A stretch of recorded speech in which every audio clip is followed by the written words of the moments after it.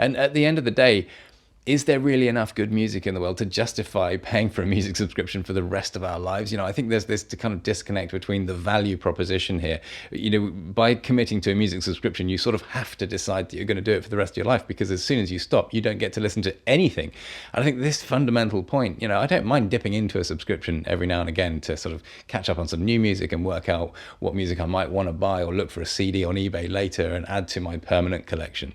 But I think that's potentially a nice way of looking at it. But this idea, of course, that they want you to think of using a music subscription as just one of these ongoing things that we commit to for the rest of our lives, that's just such a huge amount of money.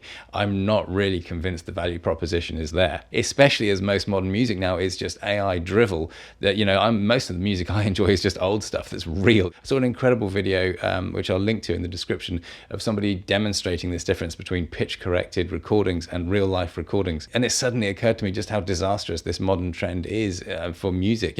When a performer sings with musical instruments in a room, they are matching the pitch to those instruments. And of course, those instruments have tiny variations. They're not dead accurate all of the time, especially stringed instruments where, the pitch is kind of dependent on the finger positioning and these kinds of things. And then what they do is they pitch correct the vocals. So then there's that disconnect between what the singer was naturally trying to do. And these are kind of tiny, minute things, but I think it represented so much of what is wrong with modern music anyway. And so all of this just reinforces this idea to me that actually there is so much value in exploring an older music library based on all the really good stuff, and you don't actually have to just keep spending £15 a month on these things.